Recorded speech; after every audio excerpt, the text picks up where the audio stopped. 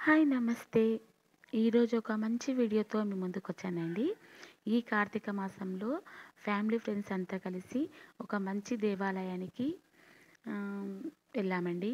అది ఎక్కడుందంటే ఆంధ్రప్రదేశ్‌లో ఉంది. ఈ దేవాలయం పేరొచ్చేసి రుద్రకోడ్ అండి. ఈ ఆంధ్రప్రదేశ్‌లో కర్నూల్‌కి దగ్గరలో ఉంటుంది ఈ దేవాలయము. కర్నూల్‌కి వెళ్ళి మళ్ళీ అక్కడి నుంచి అక్కడ ఒక అడవి ప్రాంతం అండి. అక్కడి నుంచి అక్కడ ఒక 15 కిలోమీటర్ల దూరంలో ఈ దేవాలయం ఉంటుంది. రుద్రకోడ్ దేవాలయం పేరు రుద్రకోడ్. అంటే ఇక్కడ ఉన్న అమ్మవారి పేరు రుద్రాని, రుద్రకోడ్ అని పిలుస్తారు. ఇంకా ఇక్కడ రాముల వారు కూడా విగ్రహాలు కూడా ఇక్కడ ఉన్నాయండి. సో మేము ఈ కార్తీక మాసము 3వ శనివారం రోజు హ్మ్, ఈ ట్రిప్‌కి వెళ్ళామండి. అంటే మా వాళ్ళంతా అంటే మా ఫ్రెండ్స్ అంతా హ్మ్, అయ్యప్ప స్వామి మాలలో ఉన్నారు. అంత స్వాములు వాళ్ళ ఫ్యామిలీ మెంబర్స్ అంతా కలిసి ఈ ట్రిప్ వెళ్ళామండి. ఇక్కడ చూస్తున్నారు కదా! అడవి ప్రాంతం ఎలా ఉంది చూడండి. చాలా దట్టమైన అడవి. చాలా డేంజర్‌గా ఉంటది ఈ అడవి. మనము ఈ దేవాలయానికి వెళ్ళాలంటే మార్నింగే వెళ్ళాలండి. మనం ఈవినింగ్ 5 వరకు రిటర్న్ అవ్వాలి. మార్నింగ్ 9-5 అండి టైమింగ్స్. 5 ఈవినింగ్ 5 అయితే మళ్ళీ అక్కడికి అలో ఉండదండి. ఎందుకంటే ఇక్కడ చాలా డేంజర్‌గా ఉంటది. ఇది అడవి ప్రాంతము. చాలా మృగాలుంటాయి. పులులు, సింహాలు ఇలాంటివి చాలా ఉంటాయి. సో, ఎలాంటి పరిస్థితిలో కూడా మనకు అలో ఉండదండి. చూస్తున్నారు కదా! అడవి ప్రాంతం ఎలా చాలా డేంజర్‌గా ఉంది. అయితే ఆ రోజు మార్నింగ్ అయ్యప్ప స్వామి దేవాలయంకి వెళ్ళి అయ్యప్ప స్వామిని దర్శించుకొని అందరం అయ్యప్ప స్వామిని దర్శించుకొని బయలుదేరామండి. ఇంకా దేవాలయానికి చేరుకున్నామండి. అక్కడ దేవాలయానికి చేరుకున్న వెంబడే పెద్ద కోనేరు ఉంటుంది. ఆ కోనేరులో చిన్న చిన్న ఫిషెస్ ఉన్నాయండి. చాలా స్మూత్‌గా చాలా బ్యూటిఫుల్‌గా ఉన్నాయి. ఇక్కడ మా పాప ఫోటో తీస్తుంది చూడండి. ఇక్కడ వీడియోలో నేను మా పాప అంటే మార్నింగే స్నానం చేసి వచ్చాం కాబట్టి జస్ట్ ఊకే ఇట్లా నీళ్ళు చిలకరించుకున్నాము. ఇంకా ఇక్కడ తర్వాత టెంపుల్ ముందల అంతా కార్తీక దీపాలందరం వెలిగించామండి. ఆ తర్వాత దేవాలయానికి వెనక భాగంలో మెట్ల మార్గంలో కల్పవృక్షాలు ఉన్నాయండి. కల్పవృక్షాల దగ్గరికి అందరము వెళ్తున్నాము. చూస్తున్నారా అండి? ఈ మెట్ల మార్గంలో మనం అందరము అక్కడికి పైకి చేరుకోవచ్చు. పైకంతా చేరుకున్నామండి. ఇక్కడ చూశారా? అంటే కల్పవృక్షాలని చెప్పాను కదా! సో, ఇక్కడ మనం చూస్తున్న ఇవే కల్పవృక్షాలు. ఎంత సుందరంగా ఉన్నాయి చూడండి. ఎంత అద్భుతంగా ఉన్నాయి. అంత లాంగ్ మనం అంత పైకి వెళ్ళాలంటే వెళ్ళలేమండి. దట్టు అక్కడ ఉన్న ఆ అడవి ప్రాంతం చాలా డేంజర్‌గా ఉందండి. సో, మనం ఎప్పుడు వెళ్ళాలంటే మనకు అదృష్టం కూడా ఉండాలి. సో, మనం ఇంకా అక్కడ కల్పవృక్షాలన్నీ దర్శించుకొని మళ్ళీ రిటర్న్ అవుతున్నాము. సో, ఫ్రెండ్స్ మీరు కూడా ఈ దేవాలయానికి వెళ్ళాలంటే మార్నింగ్ టైంలోనే వెళ్ళాలి. ఇంకోటేంటంటే ఈ దేవాలయం ఎప్పుడు ఓపెన్ ఉండదండి. ప్రత్యేకమైన పర్వదినాల్లోనే ఓపెన్ ఉంటుంది. అంటే శివరాత్రి, కార్తీక మాసం, శ్రావణ మాసం ప్రత్యేకమైన పండగల రోజు మాత్రమే ఈ దేవాలయం ఓపెన్ ఉంటుందండి. సో, ఎప్పుడు ఓపెన్ ఉంటుందని కనుక్కొని వెళ్ళండి. ఓకేనా అండి? అయితే ఇక్కడ అంతా స్వాములు కొన్నేరులో స్నానం చేస్తున్నారండి. అనంతరం శివాలయం టెంపుల్ ఇది చూస్తున్నారు కదా! గోపురము ఇదేమో దేవాలయం. పచ్చని చెట్లండి. ఎంత బాగున్నాయి అసలకి. చూస్తుంటే చాలా ఆహ్లాదకరమైన వాతావరణం. ఇక్కడ అంటే మా పిల్లలు వీళ్ళంతా అంతే అంటే మా ఫ్రెండ్స్ వాళ్ళ పిల్లలు, మా పాప వీళ్ళంతా ఇక్కడ కూర్చున్నారు. ఇక్కడ స్వాములంతా స్నానం చేసి ఫ్రెష్ అప్ అయ్యి ఇక్కడ అభిషేకానికి రెడీ అవుతున్నారండి. వీళ్ళంతా కలిసి మేము వెళ్ళామండి.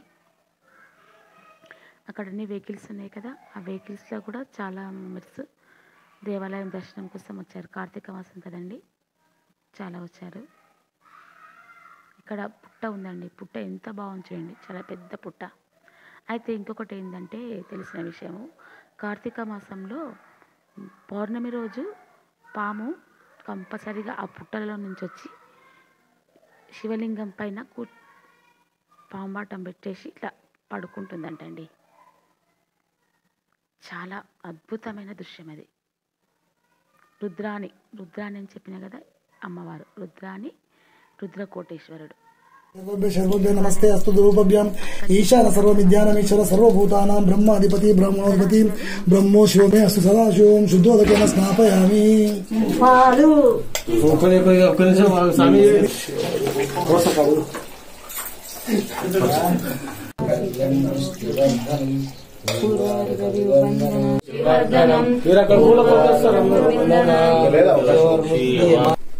అందరూ వేయండి ఫస్ట్.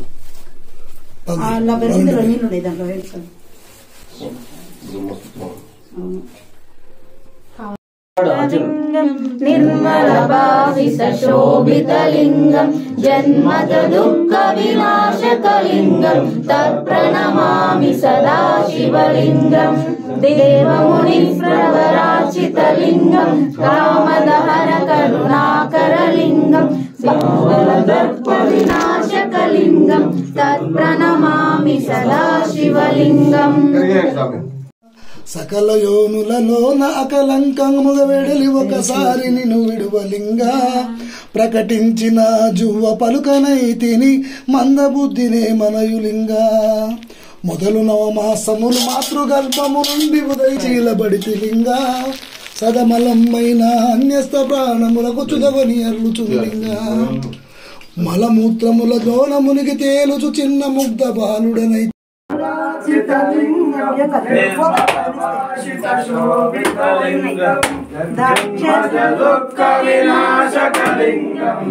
ప్రణమామి సదా శివలింగం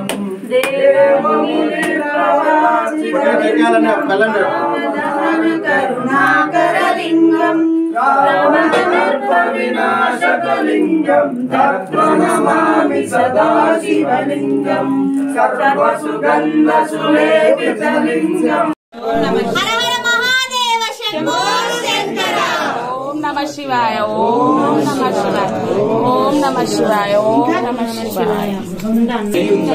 జన్మజ దుఃఖ వినాశకలింగం ప్రణమామి సదా శివలింగం దేవముని ప్రవరాచితలింగం శివలింగం కుంకుమ చందన లేపితలింగం పంకజహార సుశోభితలింగం సంచిత పాప వినాశకలింగం ప్రణమామి సదా శివలింగం.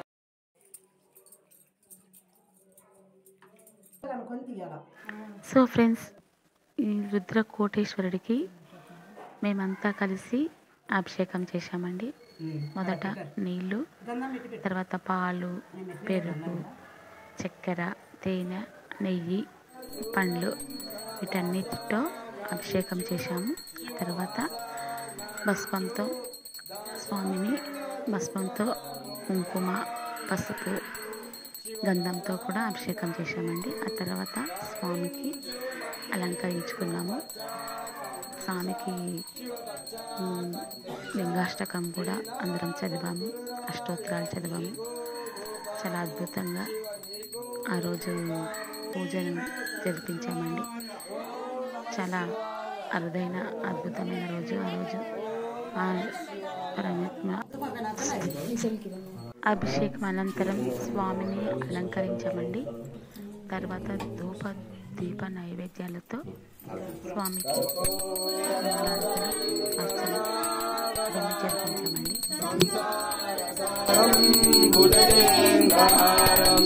సదా వసంతం హృదయారవిందే భావం భవామి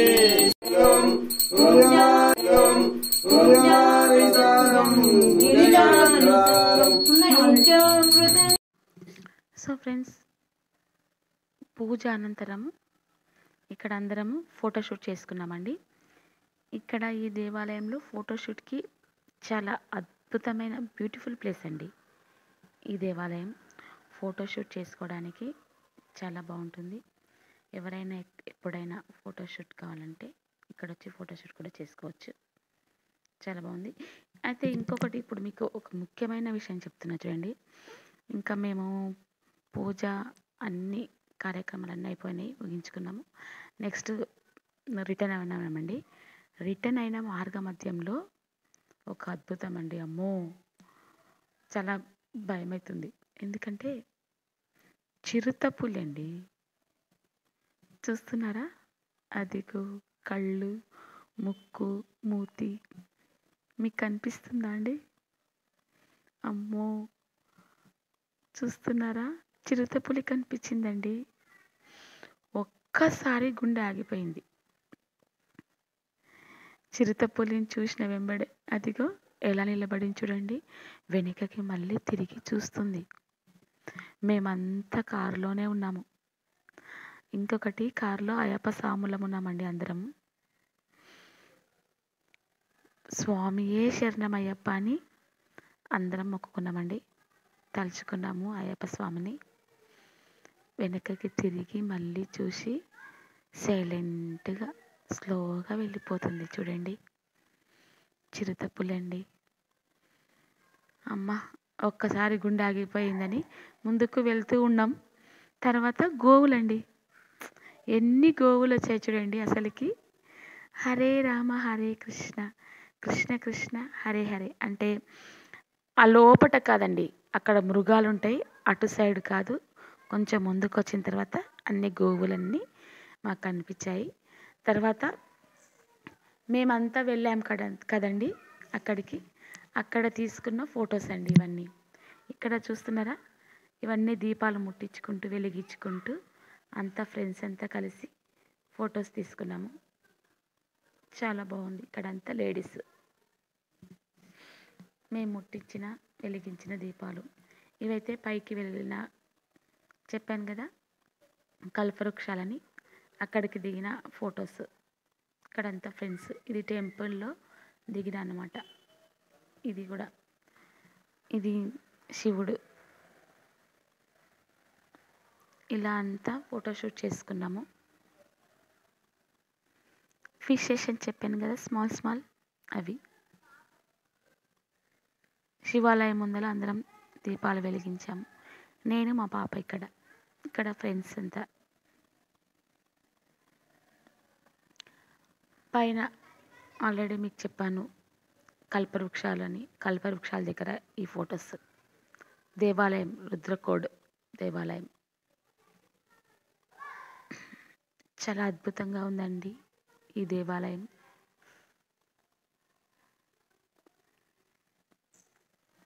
ఇక్కడ మా పాప,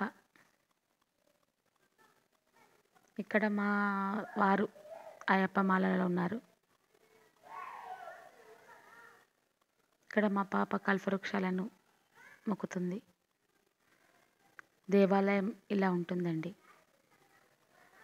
ఇక్కడ స్వాములం అంతా, అంటే ఈ బ్యాచ్ ఇంతమంది స్వాములము అండ్ ఫ్రెండ్స్ అంతా కలిసి వెళ్ళామండి ఆ టెంపుల్కి.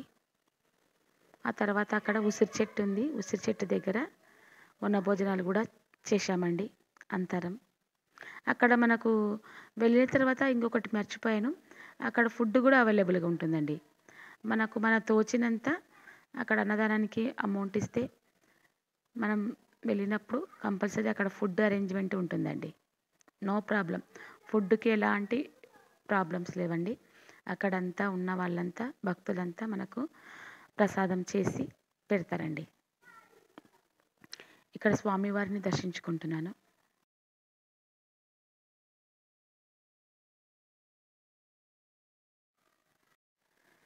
సో ఈ దేవాలయంలో పెద్ద పుట్ట కూడా ఉందని చెప్పాను కదండి. ఈ పుట్టలో నుంచి కార్తీక మాసంలో కార్తీక పౌర్ణమి రోజు నాగేంద్రుడు ఈ శివాలయంకి వెళ్ళి అక్కడ దర్శనమిస్తాడని చాలామంది భక్తులు చెప్పారు, చూశారంట కూడా. సో ఇంకా మీకు ఈ దేవాలయంలో రాములవారి దేవాలయం కూడా ఉందని చెప్పాను కదండి. ఇక్కడ రాములవారి విగ్రహాలు సీతారాముడు, లక్ష్మణుడు, ఆంజనేయుడు అండి ఈ విగ్రహాలు. సో ఈ కార్తీక మాసం 3వ శనివారం రోజు శివుడు రాముడి విగ్రహాలు ఉన్న దేవాలయానికి వెళ్ళి దర్శించుకున్నామండి. Thank you so much. ఓం నమ శివాయ.